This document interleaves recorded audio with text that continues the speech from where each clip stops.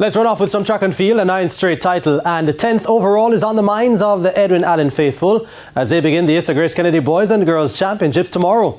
But they're wary of the threat from their competitors. Here now is this evening's Champs Preview.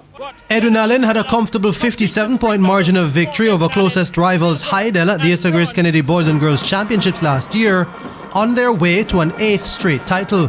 But Hydel sent out a strong warning by winning the Central Championships at the start of the month after a recount. It's something Edwin Allen coach Michael Dyke says is being used as motivation. They would have lost the Central Championship, and they are pretty much aware that there are challenges out there, and that is one of the things that which really motivating them now to go to the Girls Championship and prove themselves. The team has lost its two most popular faces in twins Tina and Tia Clayton and could be considered a squad in transition. But Coach Dyke says there is enough experience to go around. I wouldn't say very young, but it's a mixture of youngsters and experience.